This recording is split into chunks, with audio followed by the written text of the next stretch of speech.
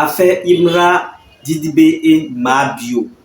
Je suis là encore ce matin sur les réseaux sociaux, puis je suis tombé sur cette vidéo et j'ai décidé donc de partager cette vidéo avec vous, de donner mon avis. Si vous aussi, à la fin de cette vidéo, vous avez des avis à donner, n'hésitez pas à les donner en commentaire. On ne critique pas, on ne juge pas. Donc, je vous prie de suivre la vidéo du début jusqu'à la fin et de donner clairement votre idée ou bien votre avis. Let's go. On écoute la première question qu'une dame pose à Mabio. On l'écoute très bien. En fait, ta relation avec DJB, elle date de quand ta relation avec DJB? Moi, c'est ma seule question. Parce que ça va répondre à toutes les autres questions. Ma relation réelle avec DJB, où on se côtoie, tout ça, c'est à ma sortie de prison. Mais sinon, je le vois depuis, on se connaît, on se voit et tout ça. Parce que j'ai grandi aux deux plateaux et tout ça. On se voit, en fait. Mais bon, il dit que où on s'est côtoyé vraiment jusqu'à aujourd'hui, jusqu'à où ça nous mène là. C'est le jour où il m'a invité à son anniversaire au Palais de la Culture. Et que je suis venu. Voilà, mais avant ça même, la DJB et moi-même, avant son anniversaire, avant qu'il parte en prison là, lui et moi on était déjà mis, il regardait déjà mes snaps, il partageait mes vidéos, il faisait déjà mes signes, mes trucs, il faisait avoir dinguerie, je suis choqué et tout ça. Il faisait tout ça, même étant en prison, il causait DJB, même quand j'étais en prison, il causait DJB, le jour de la Saint-Valentin, DJB est en train de rire mes vidéos, il est en train de rire mes vidéos, les vidéos de, comment elle s'appelle, la sœur de l'excès. Il m'a toujours aimé, sa femme m'a toujours dit qu'il m'aime, c'est pour ça qu'à ma sortie nette, il m'a invité à son anniversaire. Il m'a toujours aimé. Et c'est pareil pour Imra aussi. Les deux sont des gens qui regardaient mes vidéos. De toute façon, les gens me voient et puis même ma bio est trop follow, comme ci, comme ça. Ils me repostent dans les stories et tout ça. Même Aya Nakamura, vous parlez de quoi même? Il n'y a pas quelqu'un qui ne me connaît pas. Tous les artistes, ça me dirait qu'ils font des folies, mes petites traînes là. Ils prennent et puis ils mettent ça sur le truc. Donc c'est comme ça. Il m'a vu et puis il avait mon affaire. Sa femme m'a dit, mais mon mari t'aime, il dit, mais même, t'aime. Et puis il a star. Donc c'est quand tu regardes mes vidéos, il dit, non, tu es trop folle. Même on s'est vu à Signy, mes danses, mes trucs, mais avant, mais avec les trucs, on dit, il fait toujours ça. Jusqu'à ce qu'il m'invite à son anniversaire. Sinon, on se connaissait déjà. Il m'avait déjà dit qu'il était fan de moi. Il appelait que, tu as un bio, tu as un bio. Donc, elle a dit quoi? Que c'est elle qui me l'a croisé, qui l'a présenté quoi? T'as dit, parce que soi-disant, tu as eu une relation avec Imra jusqu'à perdre un enfant. Et c'est la suite de ça, pour te venger, tu t'es rapproché de DJB. Donc, c'est pour ça que je posais cette question. Et je te pose aussi une deuxième question. Est-ce que tu as eu une relation avec Imra? Si même toi, tu ne te connais pas. Genre, question.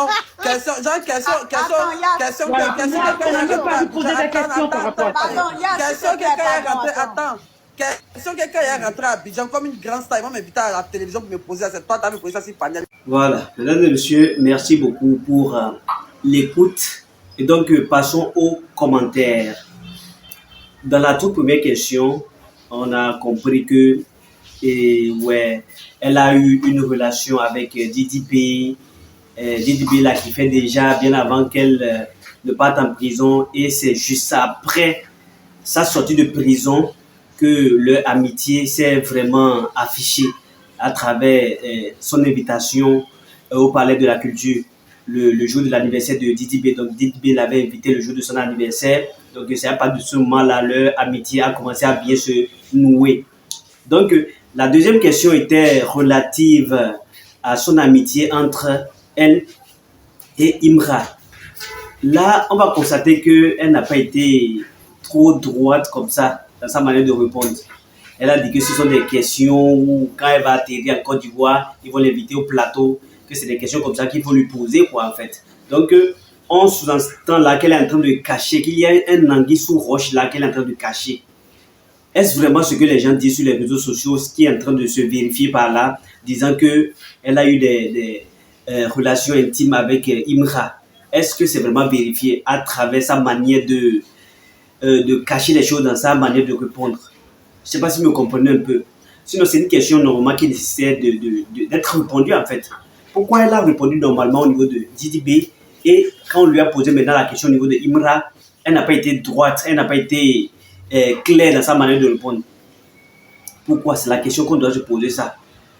Et maintenant, compte tenu des réponses qu'on aura à cette question, on peut essayer maintenant de comparer à ce que les gens disent maintenant sur les réseaux sociaux. À travers leurs relations qu'ils ont eues, l'enfant même qu'ils voulaient avoir et tout ça là. Je ne sais pas si vous comprenez un peu.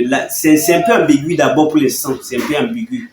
Au niveau de Imra, on a senti que sa réaction a complètement changé. On a senti qu'il y a quand même un anguille sous roche. Elle n'a pas essayé de répondre de manière directe. Vous voyez, non? Donc, c'est un peu cela. Bon, c'est l'analyse du jour et c'était Instant Buzz. Là, vous êtes, portez-vous bien. On se dit à la prochaine pour une nouvelle vidéo. Ciao.